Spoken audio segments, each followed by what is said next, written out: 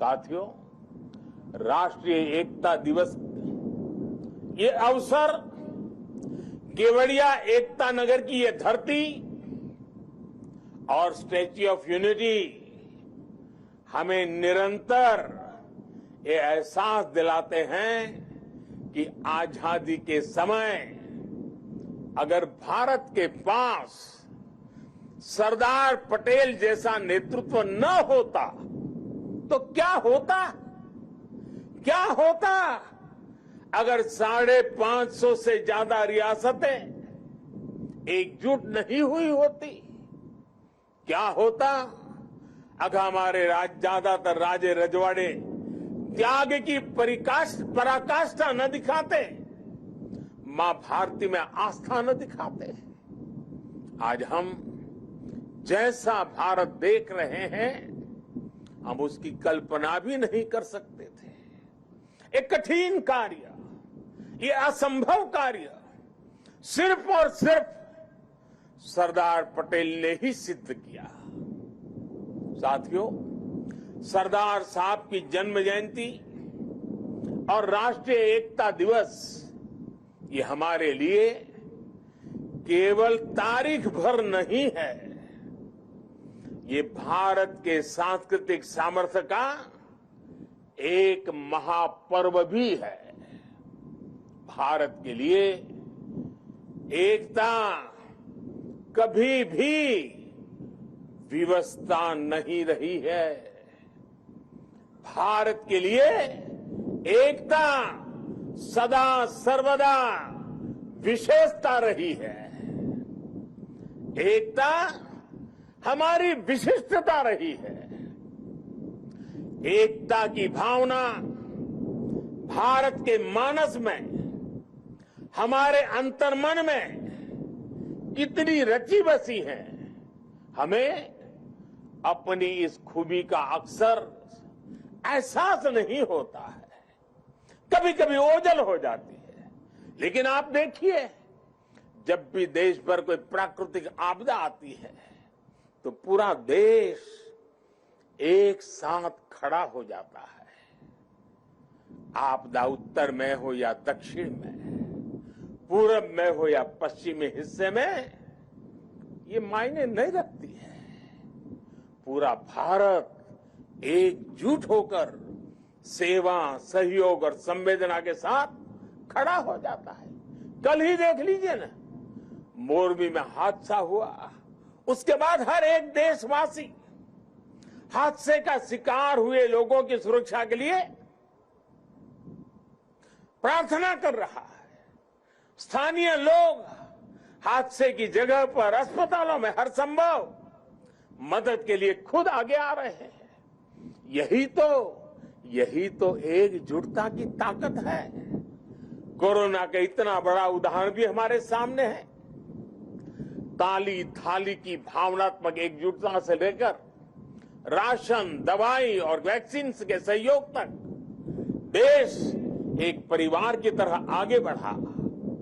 सीमा पर या सीमा के पार जब भारत की सेना शौर्य दिखाती है तो पूरे देश में एक जैसे जज्बात होते हैं, एक जैसा जज्बा होता है। जब ओलंपिक्स में भारत के युवा तिरंगे की शान बढ़ाते हैं तो पूरे देश में एक जैसा जश्न मनता है।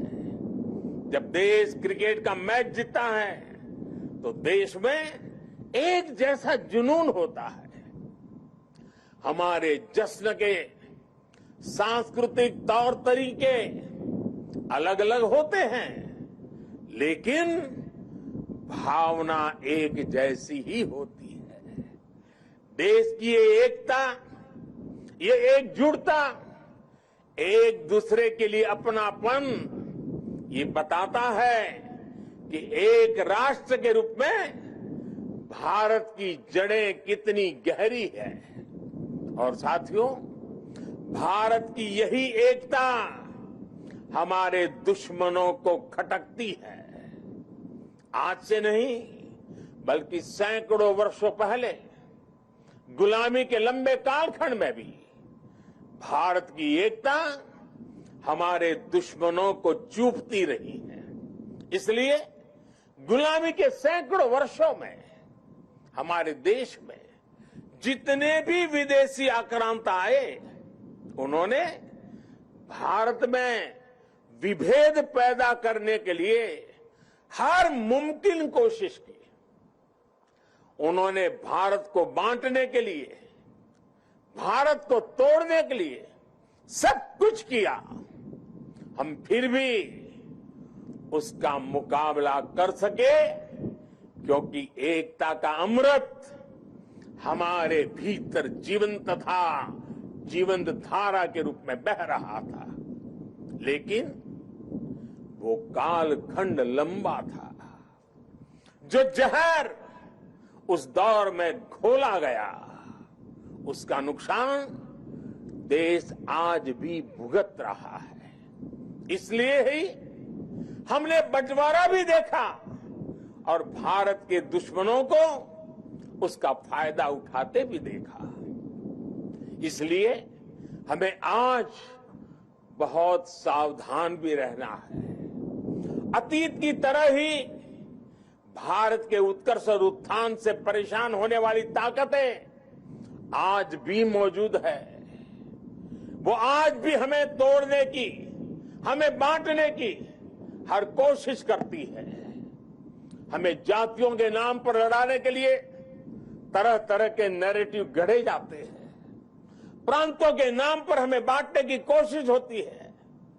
कभी एक भारतीय भाषा को दूसरी भारतीय भाषा का दुश्मन बनाने के लिए कैंपेन चलाए जाते हैं।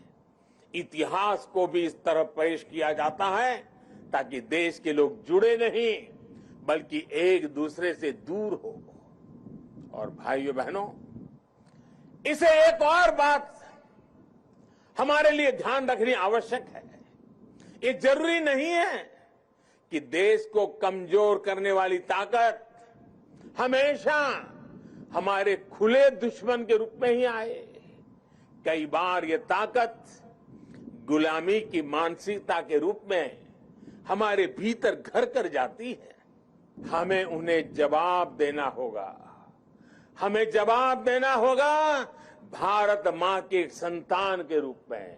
हमें जवाब देना होगा एक हिंदुस्तानी के रूप में।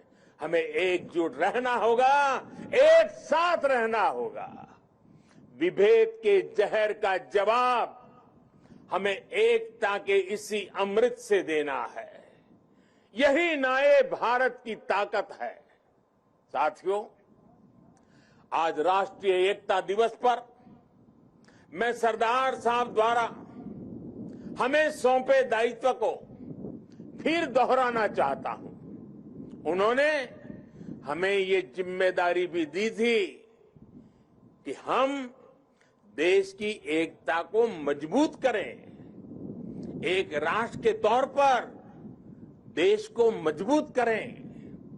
ये एकता तब मजबूत होगी जब हर नागरिक एक जैसे कर्तव्य बोध से ये जिम्मेदारी संभालेगा।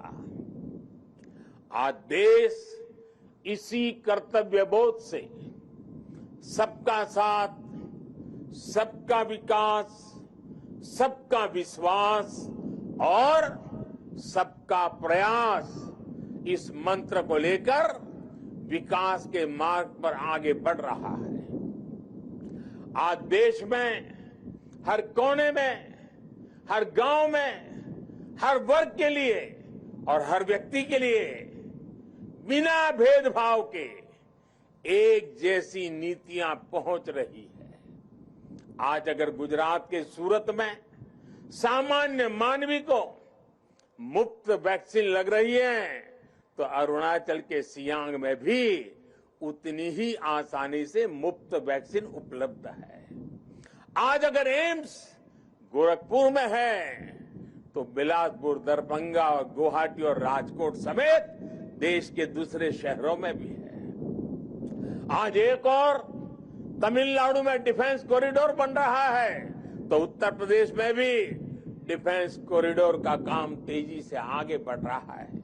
आज नॉर्थ ईस्ट की किसी रसोई में खाना बन रहा हो या तमिलनाडु की किसी सम्मियल अरई में खाना बन रहा हो, भाषा भले अलग हो, भोजन भले अलग हो, लेकिन माताओं बहनों को धुएं से मुक्ति दिलाने वाला उज्ज्वला सिलेंडर हर जगह है।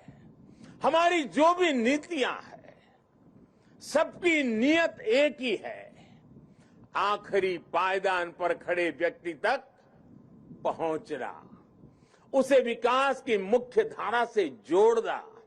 साथियों, हमारे देश के करोड़ों लोगों ने दशकों तक अपनी मौलिक जरूरतों के लिए भी लंबा इंतजार किया है। बुनियादी सुविधाओं के बीच की खाई जितनी कम होगी, उतनी ही एकता भी मजबूत होगी।